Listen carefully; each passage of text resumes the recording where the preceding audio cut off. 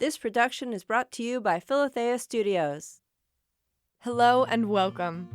You are about to listen to a short narrative selected from Restoration, a publication of the Madonna House Apostolate. We invite you to listen deeply as the author shares the joys and struggles of living the gospel of Jesus Christ without compromise in today's world.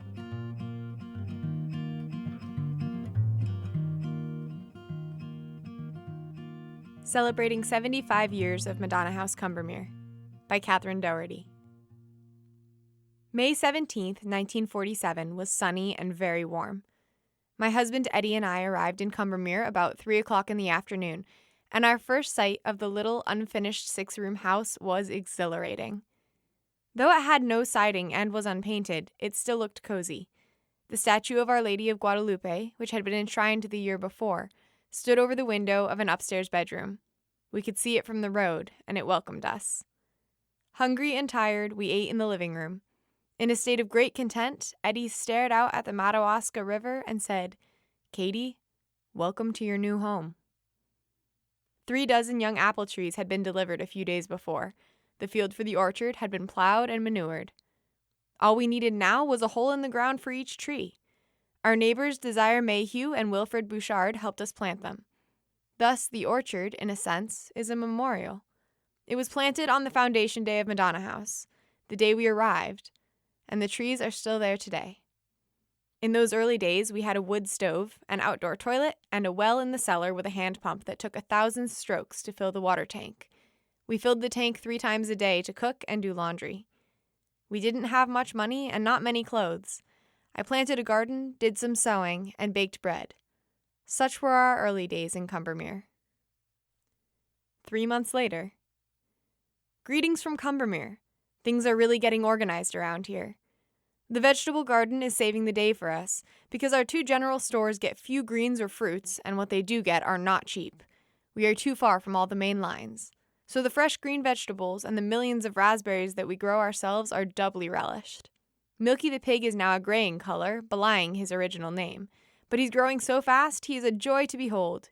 He and Skipper, our cocker spaniel, and Frosty, our black and white kitten, are at present our entire livestock.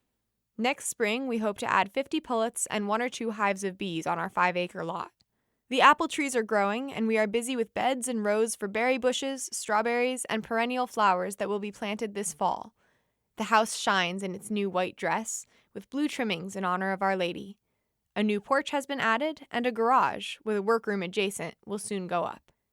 We are beginning to plan a little handicraft center. It will be another of our works here: weaving, rug making, quilting, knitting, and the like. If you have odd balls of wool yarn or pieces of materials suitable for quilting, please send them along. And Catholic children's books for our youth library.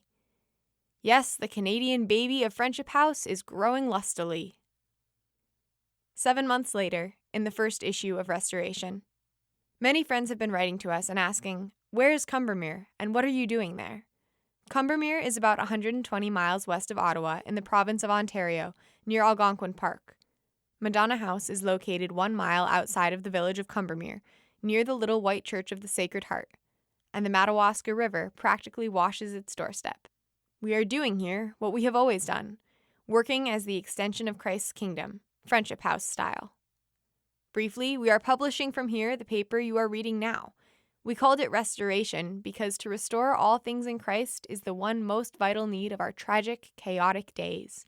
And we hope that by helping to clarify Catholic social thought, by discussing Catholic action and the lay apostolate, we might help in that restoration. Yes, though dissemination of the knowledge of God and the things and ways of God is of primary importance, these would be sterile without integrating their very foundation, caritas, love, through prayer and the corporal and spiritual works of mercy. So we are engaged in all these. Besides praying the Mass, Prime, Compline, the Rosary, and other prayers of the Church, we have a clothing room from which we distribute such second-hand clothing as the charity of our friends and dealers supplies us with. If you have any to spare, please remember us. The need is immense. Anything and everything in the line of clothing will be gratefully accepted. Folks who take the clothing leave a little donation for the church, and most assuredly our Reverend Pastor, Father Patrick Dwyer, can use it. For many are the demands of a backbush rural northern parish, too many to begin to describe. Thus, we kill two birds with one stone, clothe those in need, and help the Church of God. 2 libraries are in the process of being cataloged for adults and for children. If you have good, up-to-date Catholic books to spare for either or both of these groups, send them to us. Books in these regions are priceless and oh so much needed. Also, Catholic magazines and pamphlets. We could use medals, rosaries, holy pictures, and prayer books too. Study clubs, children's story hours, a handicraft center, and a summer school for young lay apostles are some of our future dreams. In the meantime, we are content to work in the rural apostolate of Canada. In the next issues of Restoration, we will tell you more about Combermere, Madonna House, our work, our lives, and our dreams here. Dear friend, thank you for listening. Rest assured of the prayers of the Madonna House community for you, our listener. May God bless you and keep you. May God shine His face upon you. And may God give you His peace.